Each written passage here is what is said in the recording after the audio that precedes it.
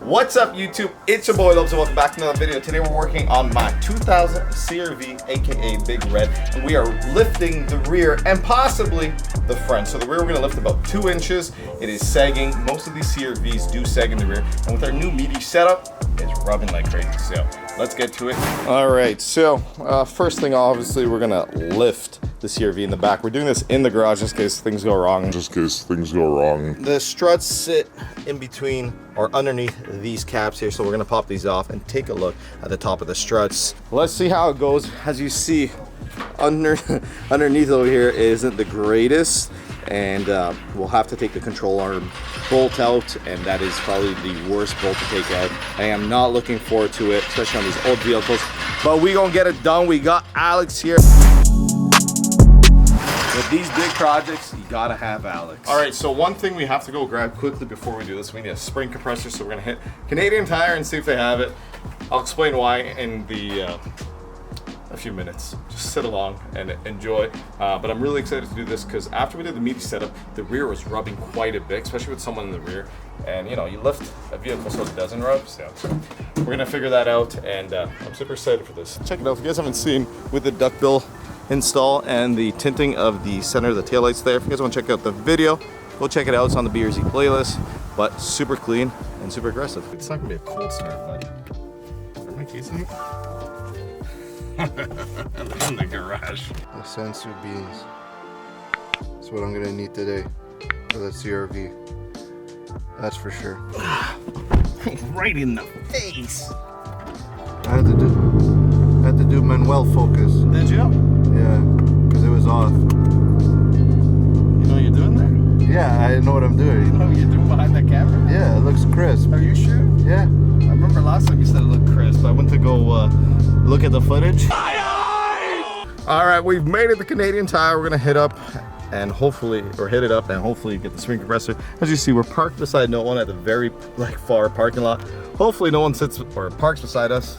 My brain's not working. Somebody probably will. 100%. We'll be back. 2 hours later. All right, we got it, and we're probably gonna use it and return it.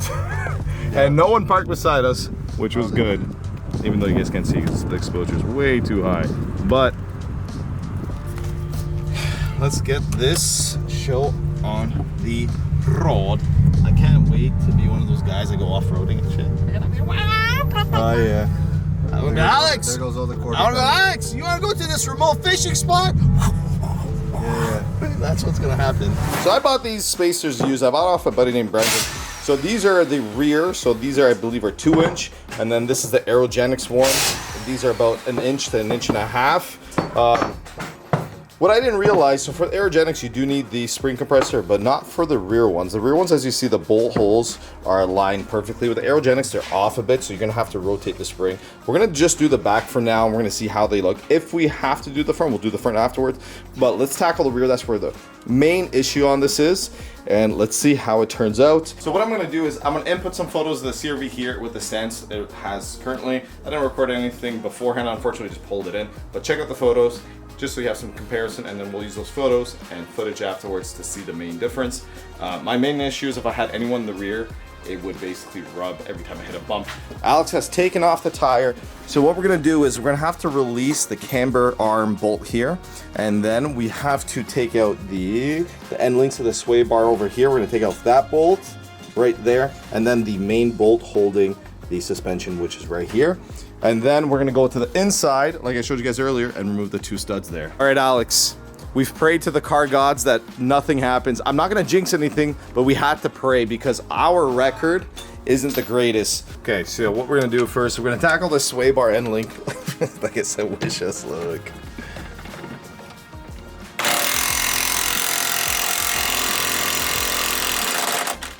So 2 minutes into it and the main stud broke. This is exactly what happened to our EK when we did the K-swap. All the tension and all the load always sits on that one bolt. As you see, we've loosened that bolt and the one down there. The only 2 that aren't coming out is the one that snapped and the end link for the sway bar. Car gods, what happened? We prayed.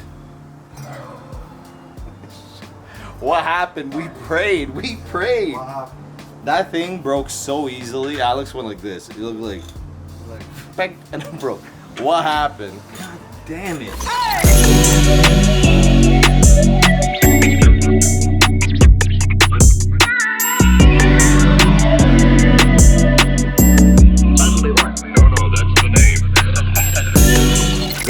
strikes again. This thing rounded completely, and we had it dead on. And this thing rounded completely. If it wants to focus in. And that one with the main strut is still not coming off. One of the simplest things, like 4 bolts, beating us up. So now we've brought out the extraction bits, and we have to see if this will work. I don't know, man, guys. This is just getting worse and worse by each turn.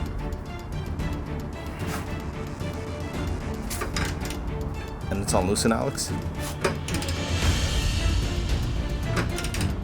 This is, oh my god.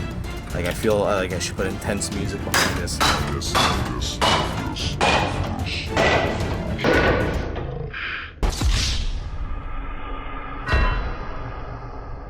Yep, and there it is. I knew it.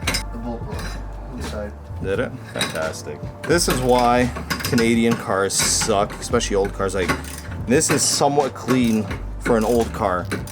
For a lift kit, they said it'll be fun. They said they kept the stock. Alex, I'm sorry, man. I'm sorry. The sighs coming out of Alex is the best. I'm sorry, man. And it's supposed to be 4 bolts, man. 4 bolts. It's supposed to be 1 main one right there, 2 up top, and the camber arm. No. God dang it, Alex. Just taking us up for a loop. It's okay, I got chicken wings coming though. I got chicken wings coming. I want to bite your nose. Cars. But I got chicken wings coming. Hey, how about this, guys? Go check out Alex's TikTok and Instagram. Hooked Full Show. It's not gonna make me smile, man. This suspension chicken wings. not gonna make me smile, man. This suspension is. Okay, so 2 main bolts on the top of the top hats here, and this is gonna be easy. They look like they're brand new. You guys like the fishing rig? Yeah. All right, so most of the bolts are out. That one's broken in there. That one's super loose. Should be able to bang it down though. And that one's still on there. We're trying to take off the whole strut assembly with the lower control arms all at the same time. Let's see, this is all connected. This bolt is seized. We're probably gonna cut this end link off too. And then that's stuck in there, so we gotta take that out and find a replacement bolt. And one thing after another there, Alex. Aha! Suspensions. And I put my hand in that. Shit. Second side of the suspension's off. We cut the end links for the sway bar, so I'm gonna have to buy new end links, but it's not a big deal. But as you see, we had to cut those. Big shout out to Brendan for giving me for free some control arms, because they're gonna come in handy right now, definitely. God damn. We're still gonna have to somehow get that off. We might have to grind it off because this thing is seized completely in there. This has been a mission, boys. This has been a adventure at its most. Oh, I'll show you what we're doing now. We're trying to break free the bolt that's holding the suspension. We have all the control arms out. Working on old cars, especially in countries that have a lot of salt and all this, is horrible. They get a beating. Like look at all this. Look how, and don't get me wrong, like a lot of people take care of the stuff. This has been crowned, but everything's still taking a beating. I don't think this is gonna be done in one day, unfortunately. We're gonna get as much done as we can today. I'm gonna have to get end links. I'm going to have to get these coils drilled out, definitely. We're gonna have to grind the other part of that coil over. I'll show you in a second. And yeah, like, it's so nice working on new cars. Working on old cars, especially in countries that get a lot of salt and snow and everything, such a pain in the ass. Oh my god. So now that broke, Alex is going to cut the nut on there.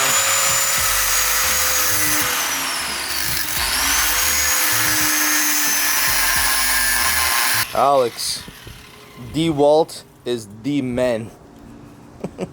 What? DeWalt is the man. Is the man? And if you're wondering, we did lubricate all the bolts and left them penetrating for a little while with a PB blaster, but still. So we have a big issue. So the bolt from the control arm that goes to the hub over there snaps. So the end of the threads are still stuck in there. So we somehow have to get those threads out or else we can't put a bolt through there. Nice. That is our biggest challenge thus far, because the control arms are one thing. I have replacements, I can get bolts. Suspension, worst case, I can go to the junkyard. Getting the whole hub is a pain in the ass.